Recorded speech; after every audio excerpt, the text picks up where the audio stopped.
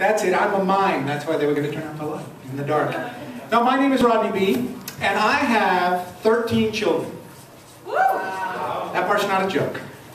People ask me, well, why do you have 13 kids? I say, well, that's all we could fit in the van. But we've had a few move out. We got some spots open up.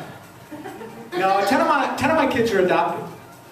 And I am quick to tell people that because I really don't want them to get the wrong idea. I mean, I live in Utah. I've got 13 children from 6 different women. And if you have adopted kids, some of those awkward childhood questions, they have different answers. My son came up. Daddy, where do babies come from? Louisiana. Now, my kids were born in 5 different countries. And I was thinking about getting them t-shirts. You know, made in China. Made in Haiti.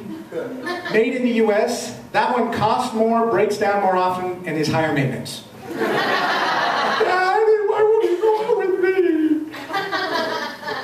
Hey, Christmas was last month. Y'all have a good Christmas? Yeah? Christmas is great at my house, as you can imagine, with all those kids. And re-gifting is really popular at my house. Which means when my kids were little, I got weird stuff for Christmas. Merry Christmas, Daddy. I got you a Barbie. Oh, thanks, sweetie. And I just figured out what I'm going to give you for your birthday next month.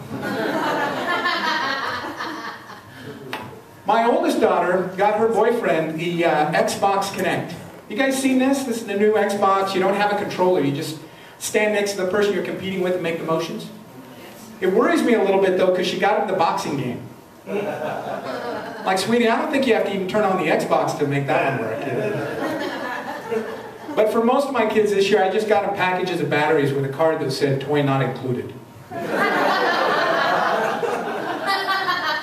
Our big Christmas gift this year was a surprise gift from Santa. Yeah, it was a rear intake gasket and thermostat on a 2000 GMC Savannah 15-passenger van.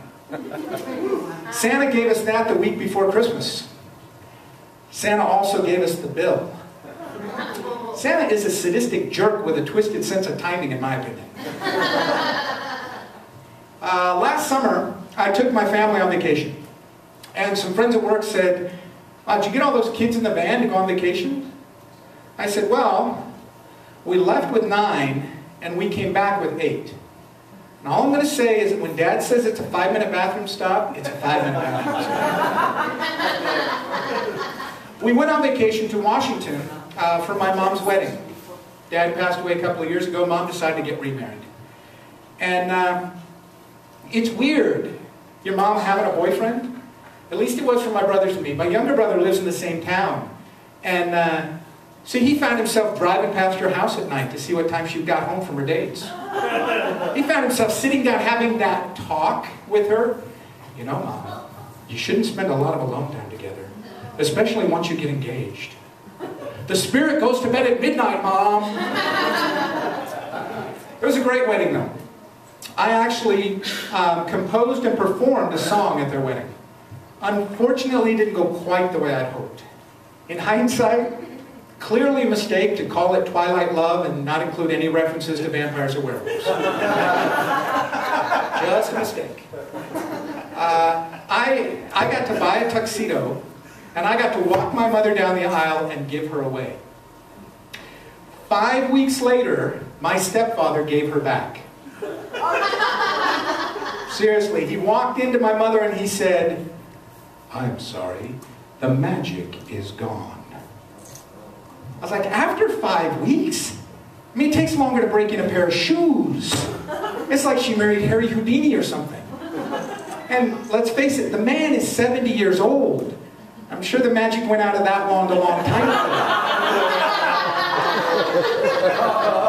Yeah, now there's some people going, wow, I thought he was going to be a clean comic when he started. So yeah, Mom's getting a divorce. And the family, I have to admit, we had our doubts.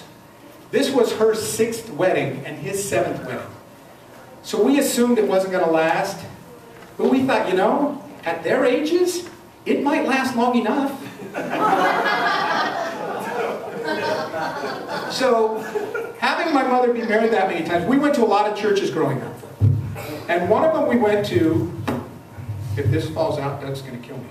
One of them we went to was a Baptist church. Anybody attended a Baptist church? Yeah. I have a friend in high school who plays lead guitar in the Baptist church. The music is great. The problem I have with it is that it's mostly rock music, and I'm more of a country fan. So I want to hear something like this. By the way, I don't play the guitar, it's just a prop. But here's what I want to hear Sunday morning. Okay, it's also out of tune. Amazing grace, how sweet the sound, it saved a wretch like me. I once was lost, but now I'm found, was blind, but now I see. When we've been there 10,000 years, bright shining as the sun, we've no less days to sing God's praise than when we first begun.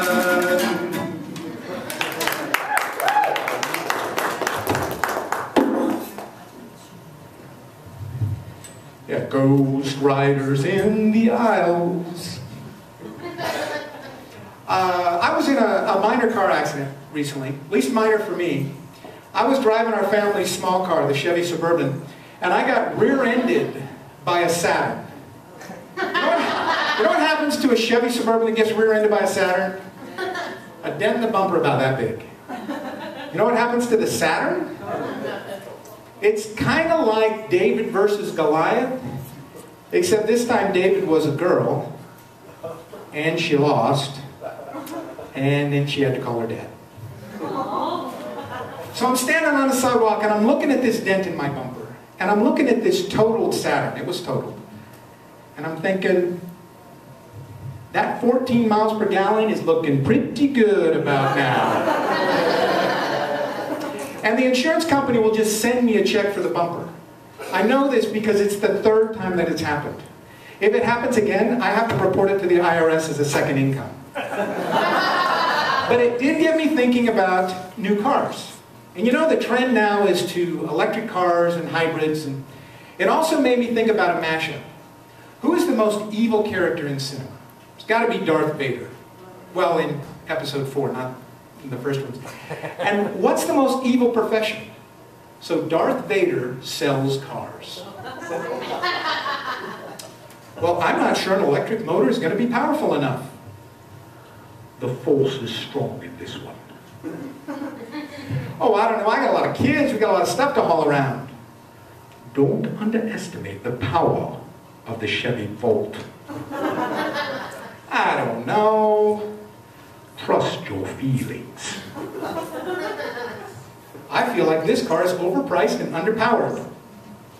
I find your lack of faith disturbing. So he told me it was $40,000. I offered him $15,000. He said exactly what I knew he was going to say. I must consult with my master. He headed out one door. We went to head out the other door. The guard tried to stop us. I said, these aren't the cars we're looking for. These aren't the cars we're looking for. We can go about our business. You can go about your business.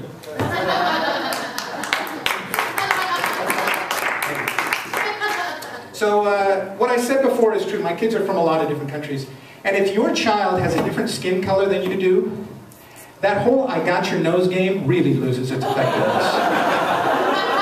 Got your nose, and I bleached it. But if you have obviously adopted kids, people think they can come up and ask you the most random personal questions. I was going through the grocery store line one time. I had my son with me. He's about 6 months old. And a lady behind the register said, oh, what race is he? Human. No. I mean, what nationality? American. Thank you. See, I'm not real comfortable talking about my kids in front of total strangers or large groups. And in my family, I have 3 birth children, 7 black children, and 3 Asian children.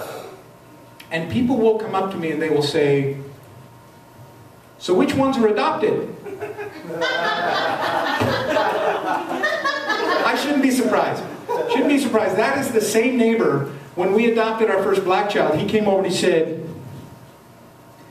"So you gonna tell him he's adopted?" I'm like, "He's black, he's not blind." All right, thank you very much. You better know about it.